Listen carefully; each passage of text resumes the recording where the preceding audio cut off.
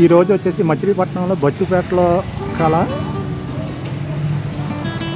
ప్రక్కనే శ్రీ వెంకటేశ్వర దేవాలయం ప్రక్కనే శివుడి దేవాలయం కూడా నెలకొల్పి ఉందండి. ఈ దేవాలయం పేరు వచ్చేసి శ్రీ భ్రమరాంబ సమేత మల్లేశ్వర స్వామివారి దేవస్థానం అండి. ఇది బొచ్చుపేటలో ఉంది, ఈ పక్కనే ఉందండి ఫ్రెండ్స్. ఇది ఈ శివాలయం గురించి విశేషాలు తెలుసుకోవడానికి మనం లోపలికి వెళ్దాం ఫ్రెండ్స్. ధ్వజస్తంభానికి నమస్కారం చేసుకుందామండి. ఓం నమ శివాయ, హరహర శంభో శంకర. ఈ దేవాలయం హిస్టరీ వచ్చేసి దాదాపు 325 నుంచి 350 సంవత్సరాలు ఉందని చెప్పేసి పంతులు గారు చెప్పారండి. ఇది ప్రతిష్టాప చేసిన విగ్రహాలండి. ఇక్కడ మామూలుగా వచ్చేసి ప్రతిష్టాప చేసిన లింగము. ఈ దేవాలయంకి వచ్చేసి ఈ దేవాలయం పైన ఉపాలయాలు చిన్న చిన్నవి ఉన్నాయండి. పైన ఇవి ఉపాలయాలు.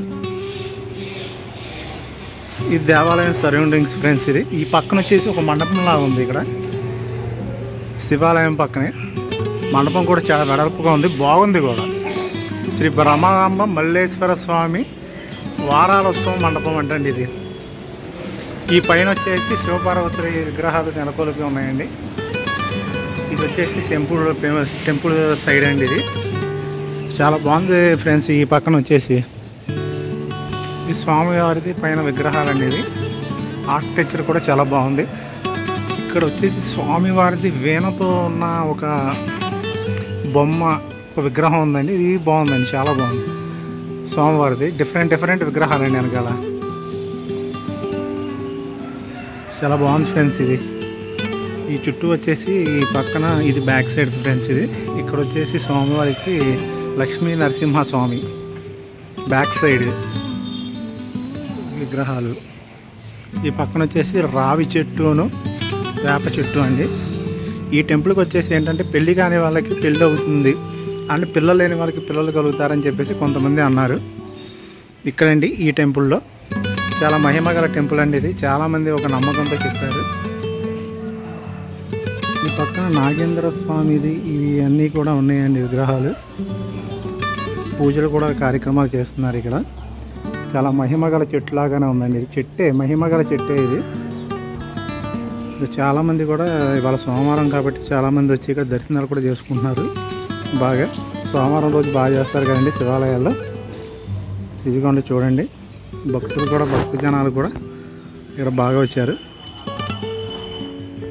ఆ బందరు శివాలయంలోని బొచ్చుపేటలో ఉన్న శివాలయంలో ఇక్కడ ఒక భక్త జనాల్లో ఒక భక్తులు ఒకరు ఈ గుడి విశేషాల గురించి చెప్దామని అనుకుంటున్నారు. ఆయన పేరు శివప్రసాద్ గారు. శివప్రసాద్ గారు నమస్కారం అండి. ఈ గుడి విశేషాలు ఏంటండి? ఎప్పటి నుంచో బాగా పురాతనమైనది. నాకు తెలిసినప్పటి నుంచి ఉంది. నాకు ఇప్పుడు 57 ఏళ్ళు. నాకు తెలిసే నేను ఇప్పుడు నాకు 57 సంవత్సరాలు. అంతకుముందు నుంచే ఉంది ఈ గుడి. అయితే అంతకుముందు అంటే సుమారు 350 సంవత్సరాలు అంటున్నారండి పంతులు గారు. చాలా సంవత్సరాల నుంచి ఉంది, ఎప్పటి నుంచి బాగా ఓల్డ్. ఓకే. నేను అది తెలిసిన నుంచి వస్తానే ఉంటాను గుడికి. మీరు ఎన్ని సంవత్సరాల నుంచి వస్తున్నారండి ఈ గుడికి? నేను 25 ఏళ్ళ నుంచి వస్తానే ఉంటాను. రెగ్యులర్గా పూజ చేసుకుని వెళ్తా ఉంటాను. రోజు వచ్చి పూజ కార్యక్రమాలు చేసుకుంటారు. ఓకే. దేవుడి దండం పెట్టుకుంటాము, అభిషేకాలు చేసుకుంటాము, నవగ్రహాలు తిరుగుతాము. ఇక్కడ ఉన్న నాగేంద్ర స్వాములు ఈ దేవుళ్ళు ఉన్నారు కదా, వీళ్ళందరికీ కూడా పూజ చేసుకుని వెళ్తా ఉంటాం. రోజు అభిషేకాలు డైలీ వచ్చి చేసుకుంటూ వెళ్తారు. ఇక్కడ పూజా కార్యక్రమాలు ఏ రోజులు బాగా చేస్తారండి? సోమవారం చేస్తారంటే, శనివారం చేస్తారు. మరి మహాశివరాత్రి, కార్తీక మాసం అసలు ఖాళీయే ఉండదు. బాగా భక్త జనాలతో వెళ్ళిపోవడమే కానీ అక్కడ నుంచి ఇంకా చాలా కష్టం మాట దర్శనానికి కూడా. చాలా కష్టం. నిన్న మొన్న కూడా ఏదో కార్యక్రమం చేశారు హోమాలు. ముందు ఒక విగ్రహం పెట్టారు కదండి, అది ఎప్పుడండి స్టార్ట్ చేసింది? అది ఈ మధ్య నేను ఒక 4 రోజుల క్రితం చేసినట్టు. 4 రోజుల క్రితం కడుతూ ఉన్నారు. ఈ మధ్యకాలంలో ఇన్నోవేషన్ చేస్తున్నారు బాగా. అవునండి, రెనోవేషన్స్ పునరుద్ధరణ చేస్తున్నారు కదా. ఆ విగ్రహం ఈ మధ్య పెట్టారు. మొన్న ఒక యజ్ఞం అవన్నీ చేశారు. 5-6 రోజుల క్రితం బాగా జరుగుతున్నాయి. విశేషంగా చేస్తారండి, బాగా చేస్తారు ఇక్కడ. ఇక్కడ మనకు మచిలీపట్నంలో వచ్చేసి ఎన్ని శివాలయాలండి? బొచ్చుపేట శివాలయం ఉంది, వస్తుంబావిలో ఒక శివాలయం ఉంది. ఓకే. తర్వాత అక్కడ సిడింగ్ అగ్రహారంలో ఒక శివాలయం ఉంది. తర్వాత ఏమో అక్కడ పాపరాంపేటలో ఒక శివాలయం ఉంది. నాకు తెలిసి టోటల్గా ఒక 5-6 శివాలయాలండి. శివాలయం ఎన్ని పెద్దయ్యే పాతయ్యే నాకు తెలియదు. ఓకే. నేను అన్ని శివాలయాలు తిరుగుతూనే ఉంటాను. దానిలోనూ ఈ బొచ్చుపేట శివాలయానికి బాగా వస్తారు, మీరు డైలీ వస్తారు ఈ శివాలయానికి. ఈ శివాలయంలో రోజు మొక్కులు తీర్చుకోవడానికి వస్తున్నారు కదండి, వాళ్ళకి ఏమన్నా పెళ్లి కాని వాళ్ళకి పెళ్లి కానీ, సంతానం లేని వారికి సంతానం, తిరుగుతూ ఉంటారండి ఆడవాళ్ళు సంతానం కోసం ఇక్కడ ఎక్కువ బాగా తిరుగుతూ ఉంటాము. మీరు 10 అయింది కదా, గంట క్రితం 8 ఆ టైంలో అయితే జనం బాగా వస్తారు. ఆ నమ్మకం ద్వారా వాళ్ళకి పిల్లలు కూడా పుట్టారండి. మ్యాక్సిమం లేడీస్ బాగా తిరుగుతాం, ఒక నమ్మకంతో అంటున్నారు, మా ఇక్కడ అనుకున్నది కోరిక నెరవేరుతుందని అన్నారు. బాగానే ఉంటుంది. ఓకే, ఇది కూడా ఈ గుడి వాళ్ళు కూడా బాగా మెయింటైన్ చేస్తున్నారు. ఇక్కడ బాగా మెయింటైన్ చేస్తున్నారు.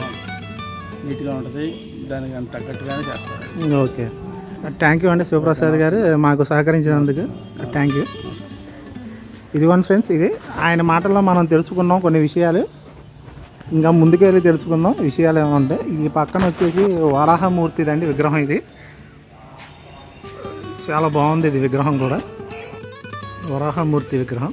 ఈ పక్కన వచ్చేసి అభిషేకం చేసిన జలం అంతా కూడా ఈ జలద్వారం మార్గం ద్వారా వచ్చేస్తుందండి, ఇటు వెళ్ళిపోతుంది.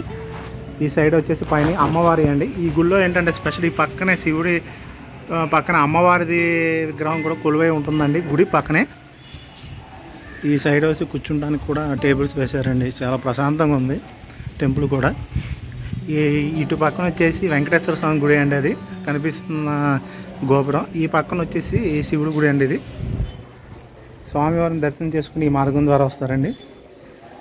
ఈ పక్కన వచ్చి నవగ్రహాల మండపం కూడా ఉందండి, అదిగోండి ఇది నవగ్రహాల మండపం స్వామివారిది. ఈ సైడ్ వచ్చేసి ధ్వజస్తంభం. స్టార్టింగ్లోకి వచ్చేసాం ఫ్రెండ్స్. ఇప్పుడు వచ్చేసి లోపలికి వెళ్దాం. ఇక్కడ నందీశ్వరుడిదండి. ఓం నందీశ్వరాయ నమః. నందీశ్వరుడిది ఇక్కడ కొలువై ఉందండి విగ్రహం, నందీశ్వర స్వామిది. ఈ సైడ్ వచ్చేసి కొంచెం హాల్ అండి ఇది అంతా కూడా. ఇప్పుడు లోపలికి వెళ్దామండి. శ్రీ భ్రమరాంబ సమేత మల్లేశ్వర స్వామి వారి దేవస్థానం చాలా మహిమగల టెంపుల్ అండి, చాలామంది చెప్తున్నారు. ఇక్కడ మహాకాలుడు ఉన్నారండి కుడివైపున, ఇక్కడేమో నందుడు అండి, ద్వారపాలకులు. ఇది ఎంట్రన్స్ అండి ఈ లోపలికి. శ్రీ మల్లేశ్వర స్వామి వారి దేవస్థానం అండి ఇది. ఇది లోపల భాగం మొత్తం. ఈ సైడ్ వచ్చేసి ఎడమ చేతి వైపు వీరభద్ర స్వామి వారిది అండి ఇది. ఇది వీరభద్ర స్వామి వారిది, ఇక్కడ కొలువై తీరు ఉన్నారు. ఈ పక్కన వచ్చేసి ద్వారపాలకులు అండి, అటు పక్కన ఇటు పక్కన ద్వారపాలకులు. నందీశ్వరుడిది చిన్నది విగ్రహం అండి, స్వామివారిది అండి ఇది. స్వామివారి లోపల కొలువై తీరు ఉన్నారండి. ఓం నమ శివాయ.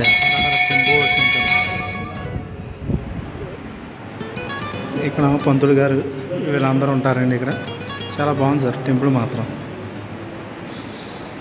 చాలా అద్భుతంగా ఉంది, బాగుంది. ఓం నమ శివాయ. హర శంభో శంకర. ఈ శివాలయానికి ప్రధాన అర్చకులండి వీరు. ఇటు పక్కన భక్తులు అందరూ కూడా ఇక్కడికి వచ్చి దర్శనం చేసుకుంటున్నారు స్వామివారిని. రాత్రికి కూడా ఇక్కడ బాగా చేస్తారు జాగారం కానీ ఆ రోజు అంతా. బందర్లో కొన్ని శివాలయాలు ఉన్నాయి అంటున్నారు పంతులు గారు. అభిషేకాలు ఈ దేవాలయంలో బాగా చేస్తారు, ఈ టెంపుల్లో మాత్రం. అయితే కార్తీక మాసం కూడా బాగా చేస్తారా పంతులు గారు ఇక్కడ? మొత్తం నెలంతా కూడా బాగా చేస్తారు.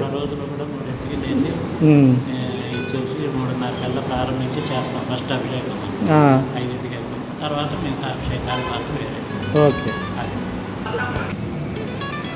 చూశారు కదా ఫ్రెండ్స్, ఇది మనం అర్చకులను గుడి దగ్గర ఉన్న భక్తుల ద్వారా చేసిన ఇన్ఫర్మేషన్తో ఈ వీడియో మొత్తం చూపించారు. ఇక్కడ ఏంటంటే కార్తీక మాసం మహాశివరాత్రి రోజు కూడా బాగా చేస్తారండి. ప్రతి సోమవారం కూడా ఈ దేవాలయానికి బాగా కూడా భక్త జనాలు విచ్చేస్తారండి. వారి మాటల్లోనే మనం తెలుసుకున్నాం. ఇక్కడ చూస్తున్నారు కదా, కానీ ఇక్కడ ధ్వజస్తంభం దగ్గర అండి ఇది వచ్చేసి ఈ టెంపుల్ వచ్చేసి మంచి చరిత్ర కలిగిన టెంపుల్ అండి ఇది. ఇక్కడ రేపు ఎల్లుండేనండి, రేపు కాక ఎల్లుండే మహాశివరాత్రి. ఈ శివరాత్రి పర్వదినాన ఇక్కడ జాగారము మొత్తం ఆ రోజంతా కూడా చేస్తారండి ఫ్రెండ్స్. ఓం నమ శివాయ. అలానే ఈ వీడియో మీకు నచ్చిందని నేను అనుకుంటున్నాను ఫ్రెండ్స్. మీకు నచ్చినట్లయితే ఒక లైక్ అండ్ ఒక సబ్స్క్రైబ్ చేసి అలాగే షేర్ కూడా చేయండి. చాలామంది ఈ దేవాలయం గురించి కూడా తెలుసుకుంటారు. Thank you friends.